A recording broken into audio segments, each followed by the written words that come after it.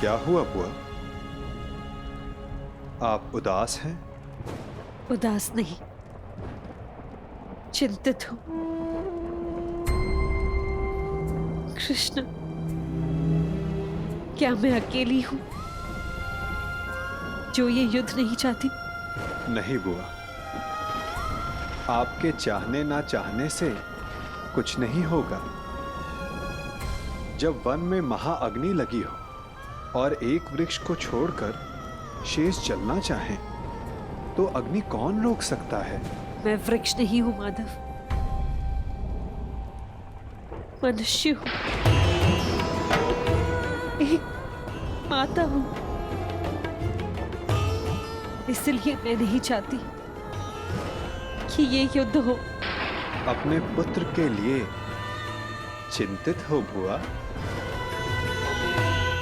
प्रतीत होता है कि आपके मन पर कोई बोझ है।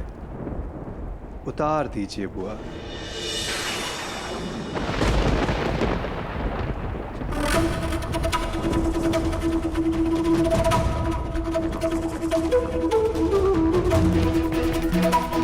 मैं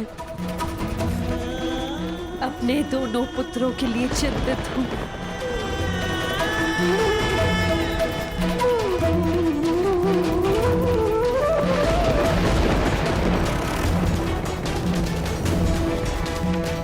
दोनों पुत्र?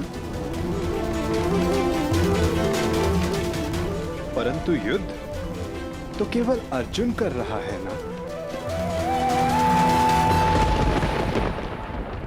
अर्जुन के जीवन के साथ साथ मैं कर्ण के जीवन के लिए भी चिंतित हूं। कर्ण मेरा पुत्र है।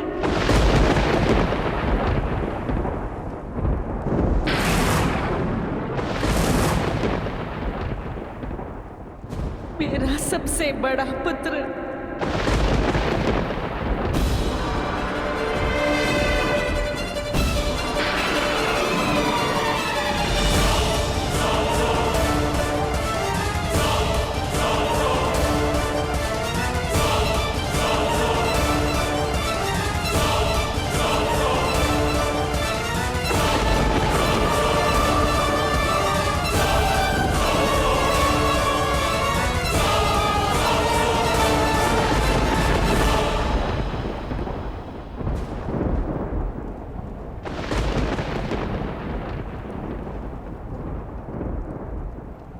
पुत्र,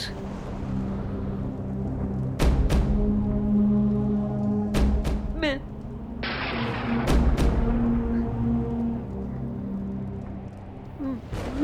अभी उचित समय नहीं है बुआ।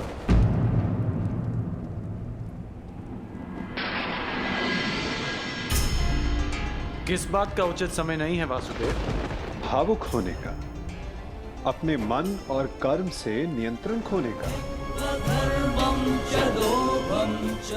चूंकि भाव या कर्म या वचन उचित स्थान और उचित समय पर ही शोभा देते हैं।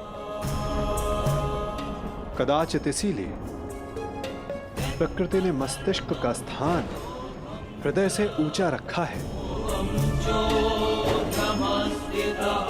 चूंकि समय पड़ने पर मस्तिष्क हृदय के प्रभाव पर नियंत्रण कर सके।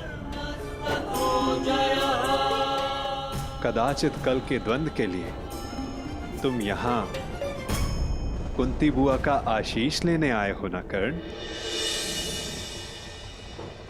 नहीं, मैं बस प्रणाम करने आया हूं।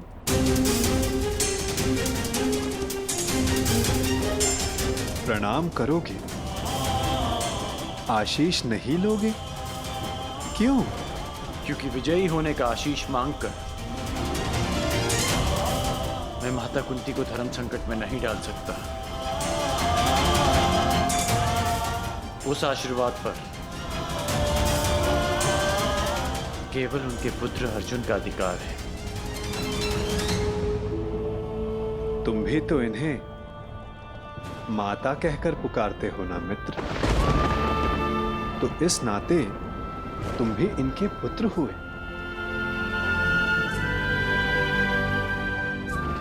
आशीर्वाद पर अधिकार तुम्हारा भी उतना ही है जितना अर्जुन का।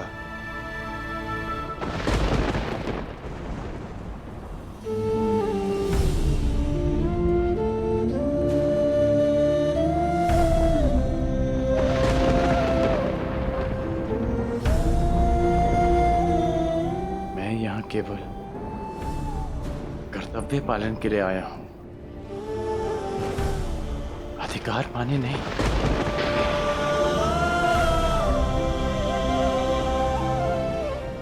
जैसा मैंने अभी कहा कि विजयी होने के आशीष पर केवल अर्जुन का अधिकार है, मेरा नहीं।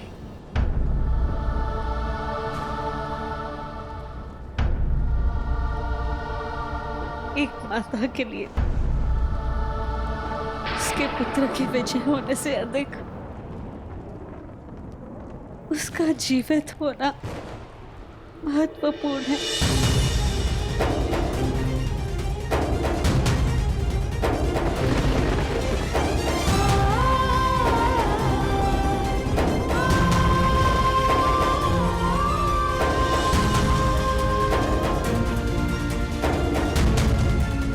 आयुष्मान भव पुत्र।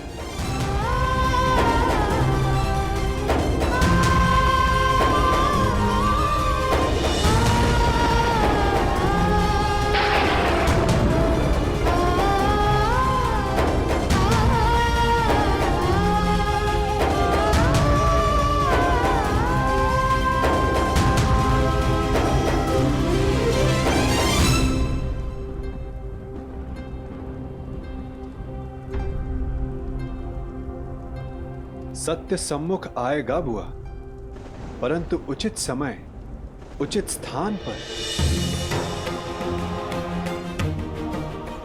और वो समय कब आएगा? ये समय आपको स्वयं बतलाएगा बुआ। बुआ हूं ना तुम्हारी, और भक्त भी। क्या इस युद्ध को रोक सकते हो? कर्म कर सकता हूं, परंतु फल समय के हाथ में है।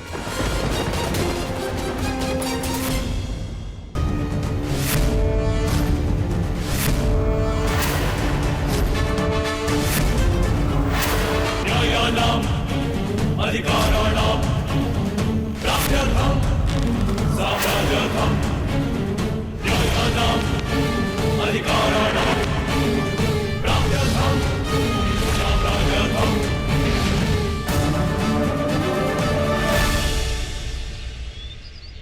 जिस परिवार को सुदृढ़ रखने के लिए मैंने मृत्यु को अपने से दूर रखा, उसका विभाजन मैं किस प्रकार देख सकता हूं? ऐसा कौन सा परिवार है जिसमें विवाद नहीं होता, परंतु विभाजन? क्या यही एक समाधान है? मुझे अपने कानों पर विश्वास नहीं हुआ था विदुर। वासुदेव जैसा विद्वान और बुद्धिमान विभाजन का सुझाव देता है। यदि मेरे वचनों से आपको पीड़ा पहुंची है तो मैं क्षमा प्रार्थी हूं गंगापुत्र, परंतु परिस्थितियां कभी कभी ऐसी हो जाती हैं कि परिवार को बांटना आवश्यक हो जाता है, विशेषकर तब जब परिवार के कुछ सदस्य शेष का विनाश चाहने लगे। मैं कह चुका हूं, मेरे जीवित रहते ऐसा कभी नहीं होगा। मुझे विश्वास है कि मैं अपने पुत्रों को एक रखने में सक्षम हूं। क्षमा चाहूंगा गंगापुत्र, परंतु ऐसा हो चुका है, वो भी आपके जीवित होते हुए। और रही बात आपके विश्वास की, तो वो लाक्षागृह की अग्नि में भस्म हो चुका है। क्या कह रहे हैं आप? दुर्योधन और शकुनी ने पुरोचन से वारणाव्रत में जो भवन बनवाया था, वो भवन लाक्षागृह था। वो पांडवों को भेंट देने के लिए नहीं, अपितु पांडवों को अग्नि की भेंट चढ़ाने के लिए था गंगापुत्र? मुझे विश्वास नहीं। तो आप महात्मा विदुर से पूछिए। यदि वो समय रहते पांडवों को सावधान नहीं करते तो आज आपके पांचों पौत्र जीवित नहीं होते। वासुदेव ठीक कह रहे हैं तातश्री। तुमने मुझे बताया क्यों नहीं विदुर? आपको कष्ट होता तातश्री। पांडवों की रक्षा मैंने कर ली थी, परंतु सत्य जानने के पश्चात कौरवों की रक्षा आपसे कोई नहीं कर पाता। यदि कौरवों और पांडवों को साथ रखा गया तो मुझे खेद है गंगापुत्र, कहीं हस्तिनापुर स्वयं एक लाक्षागृह में परिवर्तित ना हो जाए।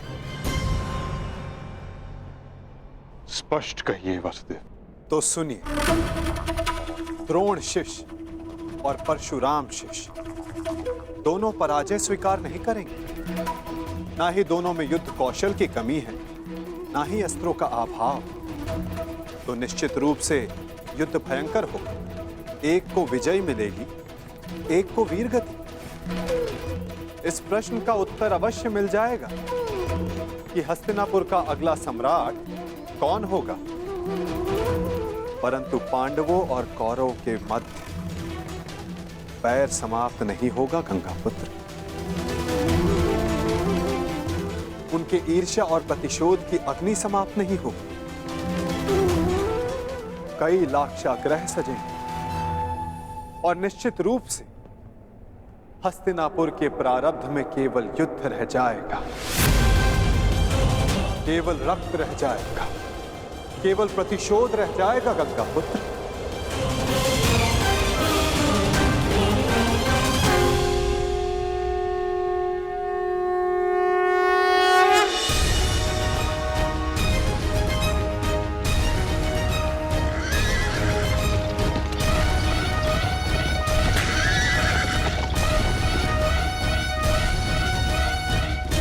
दो योद्धा युद्ध के लिए प्रस्थान कर रहे हैं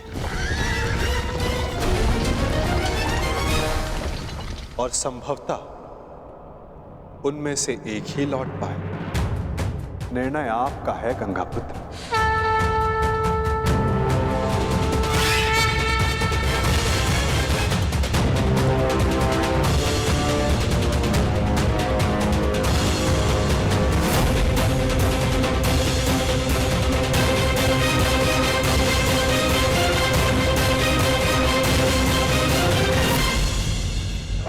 हमारा द्वंद्व आज पूर्ण होगा। आज सूर्यास्त भी तुम्हारी रक्षा नहीं कर पाएगा, और ना इस बार मेरे पास तुम्हें छोड़ देने का कोई बहाना होगा, क्योंकि ना तुम ब्राह्मण वेश में आए हो, ना किसी का स्वयंवर जीत कर लौटे हो। अर्जुन, इस बार मैं अपना धनुष नीचे नहीं करूंगा और मैं तुम्हें प्रहार करने का अवसर नहीं दूंगा।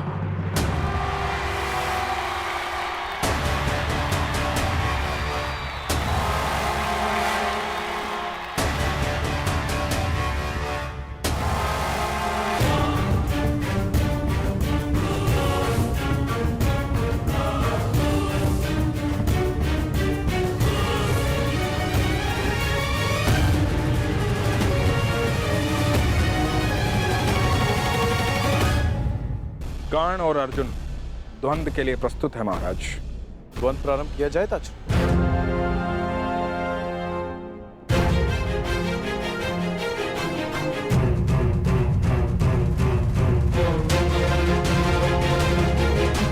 और कोई विकल्प भी तो नहीं। द्वंद्व प्रारंभ हो।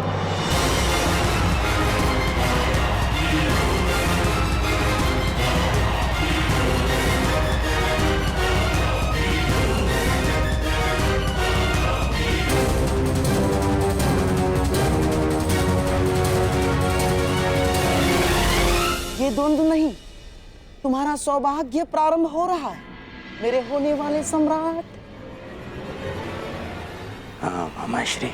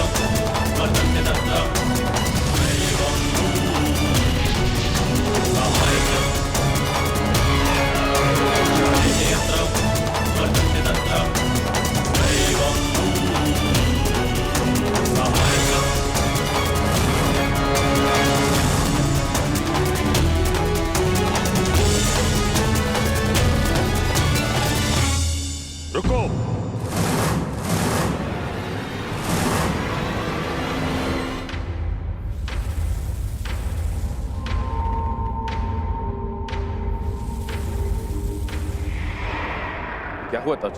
महाराज, हस्तिनापुर की सुरक्षा मेरी प्रतिज्ञा है, मेरा धर्म है, मेरे जीवन का उद्देश्य है। मुझे लगा था कि इस द्वंद्व से हस्तिनापुर का रक्त बहने से बच जाएगा,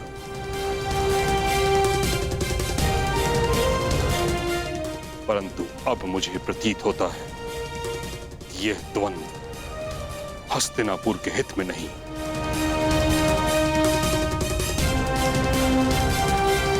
इस कारणवश मैं इस द्वंद्व को समाप्त करने की घोषणा करता हूं।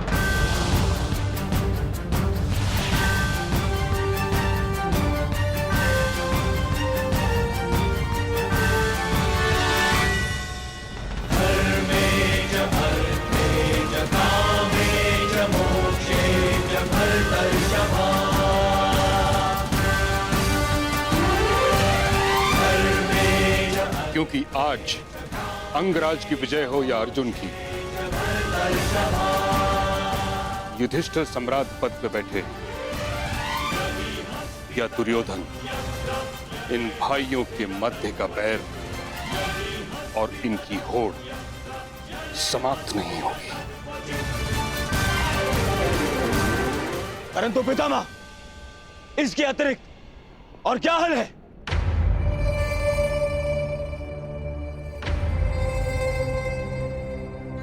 विभाजन, विभाजन, विभाजन। धर्मस्य